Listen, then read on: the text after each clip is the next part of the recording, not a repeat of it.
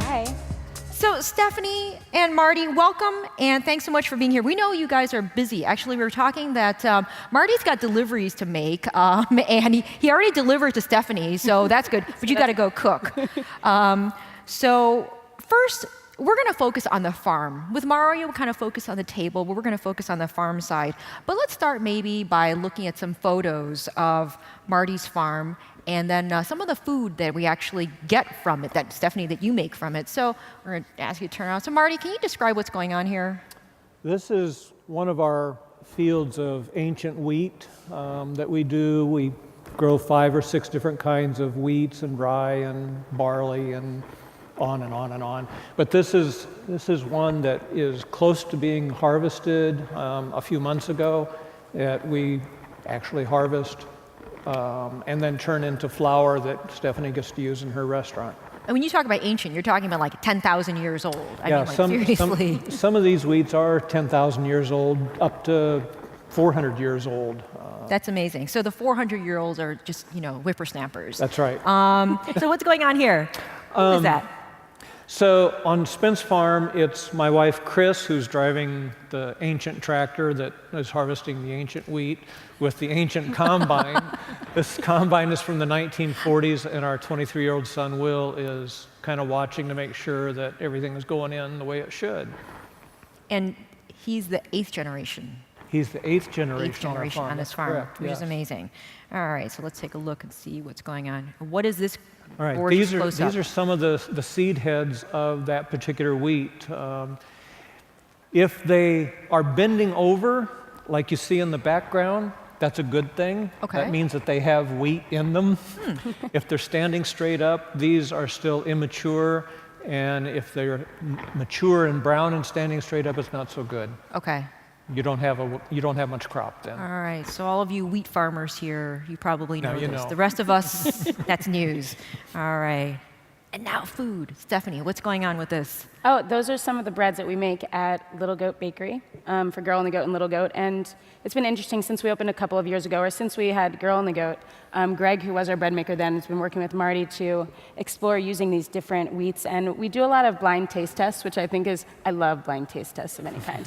But with breads, it's amazing to see the difference in flavor, whether it's the different kinds of wheat just from Marty's farm or taking a mass-produced wheat flour that we get that maybe we didn't even think about before, that it wouldn't have as much flavor, tasting them side by side, and really understanding the reason that we want to use different wheats from Marty and different corns and varieties. What was like the aha moment for you when you first tasted one of Marty's grains in the bread where you're like, it's different. That's not wonder, Well, I don't know about everybody else out there, but I can't remain gluten-free at all. I eat a lot of bread. That's pretty much all I ate yesterday. And so I'm eating bread all the time and tasting different breads. And I think when we put them side by side, and it often takes with different farm ingredients, even whether it's eggs, putting them side by side and seeing the yolk color of something from a local farm, tasting cauliflower that you got at the store versus what you get from the farm. Tasting it side by side is when you can have that aha moment, because the flavor is so different and so much richer. It's really the best way to do it. And even though it has not been substantiated yet, some of these ancient grains actually, they say that may be actually okay for some who suffer from celiac disease. So, It's but true. there was no one more. What is that gorgeous pear? It's something that you put cream cheese on. That's the way I look at bagels personally. Yeah. But again, just using, is that the corn I think bagels? that's Those are the corn bagels. So using Corn some bagels. corn that Marty actually turns it into cornmeal that we can use in various products, whether it's bagels or corn muffins, or we use them on the savory menu as well. So other than baking them into these gorgeous breads, so we're going to leave that up there so we can all get really nice and hungry. What are some of the other ways that Stephanie, that you use the wheat or the corn that come from Marty's farm, besides getting baked into wonderful goods here? We can use something like the corn. We can use in batters for various things that we might fry. as different thickening agents from some of the flours. So it's just, getting the product in and finding creative ways to use it, and, just playing around with it. And, like Mario was saying, throw it on a tray and put some olive oil on it. I mean, Mario can do that to anything, but it takes us a little more practice sometimes. So we just get different products in, whether it's the flours, the cornmeal, or, a number of different. Marty grows a lot of different produce as well. So just giving it a try and seeing what happens. So, Marty, how does Stephanie communicate with you when she needs ingredients? Like, what's the process? You're on the tractor, she calls you up, you're on deliveries, Good thing for cell phones on the tractor. Exactly. Marty doesn't have a cell phone. Oh, all righty, there you go. I was thinking about texting you this morning, and I was like, hey, it's not working. So Part of it is, yeah. when we deliver each week, even with Steph and many of our chefs, we get this one-on-one time. And the things you get told in the back alleys at restaurants are super important, and we get to understand things that they're looking for, wishing for, have experienced somewhere else, and then Steph may say, see if you can find this. I'm looking for such and such to do this with. Can you come up with it? And then we go on this hunt. But we communicate, we see each other, it's this relationship, and it's not so much about me selling all my rutabagas to Stephanie. It's really about this relationship that we can sit here and share with everybody today about why we do this. That's okay. So that's a big deal, because we always hear about the idyllic, the chefs go and spend time on the farm, but you're busy. So, when you have those few minutes to catch and everything in the back alleys in the city, it's a really important time. We do go down to the farm as well. Yeah. We were just down at the farm a few weeks ago doing the Spence Farm Foundation event, but we try to get down to the farm a couple times, bringing our cooks with us so that they can get a better understanding of where the food comes from, because it's great for them to meet the farmers who are bringing in the deliveries, and it gives us a chance to say, hey, how's the asparagus? When is it going to be up this year? Or how's this crop doing? How's that doing? And with each season in Chicago being so different, it's really important to keep that conversation going, because this year a lot of things seem to come in and out of season before I could even get it on the menu. Yeah. So you need to do a little bit of planning ahead and having those conversations so you can catch it while it's in season. But going down to the farm and opening everybody's eyes to what's happening, I think, is a really important piece of the puzzle too. So we talked a little bit earlier about having that big biodiversity and agricultural talk, which I think is kind of like the talk that we need to have sometimes. So your relationship now is kind of different than we talked about earlier, like the old days of farmers and chefs. So how does that translate? How is it different now compared to the traditional roles, when it comes to biodiversity and ethical sourcing? I think just developing strong relationships with your farmers so that you can trust what they're doing. And Marty has, I think, out of all the farmers that we work with, knows the most about the proper way of farming and doing things in the purest way. And we, trust everything that comes from that farm. And it's just, Marty and his wife and his son that do everything on that farm. So they have their hands in it and know exactly what's going on. And he's taught me so much about what to look for when we're meeting with new farmers. So we can start with Marty and say, hey, can you introduce us to a farmer that might be able to get this for us?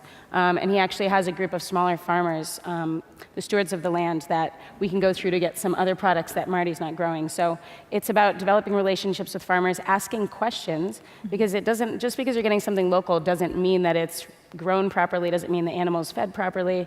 So you really need to ask questions. If you can't get down to the farm and visit, ask some of your farmers that you do trust, like, hey, what should I be asking this chicken farmer about? What should I be asking our goat farmer about? And then Marty will say, hey, ask him what's in the feed. Is it non-GMO feed?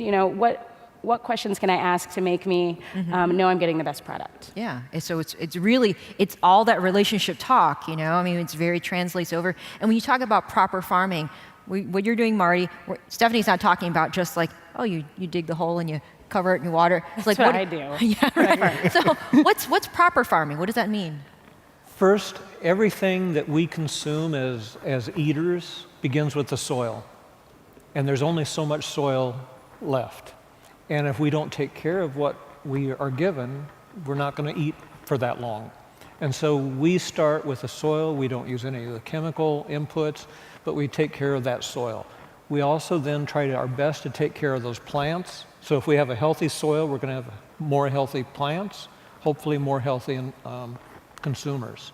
And it's creating that diversity on the farm so that we're not doing everything all to one end. So there's a lot of diversity. So wait a minute, Mr. Marty Travis. If we need more dirt, we'll go to Lowe's and we'll buy a big bag, you know? If we need to make it better, we'll add stuff to it, right?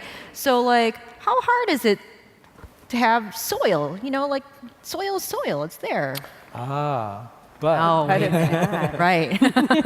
if you walk on our land that we've been working for the last 10, 15 years of creating this non-chemical approach and building the soil, it's like walking on a carpet. It's a sponge, and it soaks in all that water. It soaks in all the nutrients. We have earthworms, we have snakes and frogs and toads and all this stuff. You didn't tell me about the snakes before. You walk across the road to the neighbor who farms conventionally, it's hard. It's concrete. The water runs off of it. It's a totally different character. And I'm not saying that that's right or wrong, it's just different. And what we're doing for our farm is what we feel is important. So it's a big deal. It goes way back farther than just the great dishes that you make, Stephanie, or the food that we get. It's like it goes way back to the soil, which really is a big investment. In the next 2 weeks, our farm will celebrate its 184th year in our family. So 184 years it's been in our family. We have this huge weight on our shoulders. Yeah, that is huge. That is really huge. Congratulations. What do we get you for the 184th anniversary? What's that anniversary gift? But we got to take care of what we have for my generation, and that's why we have our son involved, and his kids hopefully at some point will continue. That's important stuff. And Stephanie, she's going to do this for a long time probably, so. But Stephanie, you've talked too about other farmers and other relationships. How much have you seen in terms of like the rate as far as like Marty's work and the stuff that you're doing inspiring other farmers? I think that, with the stewards of the land that Marty works with, there are a lot of people down in the area where Marty is, there's a lot of people doing cash crops, the corn and the soybeans. So he's been able to teach them that, hey, look, there's these chefs that buy all this produce from us. They will buy it. They will come down from Chicago and get it. We can send it up on trucks. So letting them know that there's such a market for it and that chefs are looking to do that now, and it can be a profitable way of farming as opposed to just doing cash crops like corn and soybeans. So I think that Marty not only has gone to efforts to educate chefs on learning about where your food comes from, but also educating farmers that they can grow the food and the proper ways of doing it. So I think it's there's so many people to educate, and I've learned so much, but I think it's been a great way to just expose people to the relationship that they can have and introduce them to chefs up here. Let's go back and describe what's Stewards of the Land.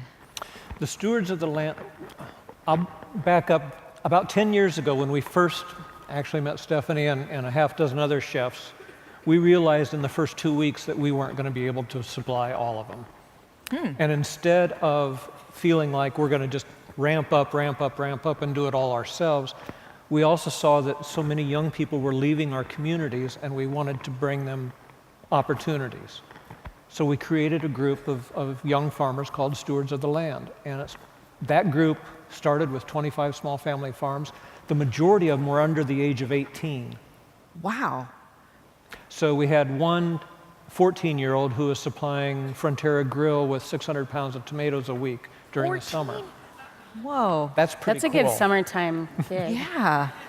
Gotta get some of those kids busy out there, right? It's grown now to where we have a second group called Legacy of the Land. The first year, the Stewards Group had $1,500 in sales. About 3 years ago, it was over $2 million now. Wow. So we have dramatically changed the economic development of that county. That is amazing. That is, yes, amazing, absolutely amazing. And trying to do it the proper way, as you're both saying. So in the last couple of minutes we've got together, because I know you've got to deliver and you've got to cook, What's the big deal that we should know better about the farmer as a resource that you think that both chefs and farmers may not yet realize? Like if you had to send a message out there, because it seems like farmers should know that if you grow it the right way, you're going to buy it. And like your guy across the street, doesn't have to have the hard dirt. But if you had to say one thing out there, it's like, what should they know about this farmer-chef resource relationship?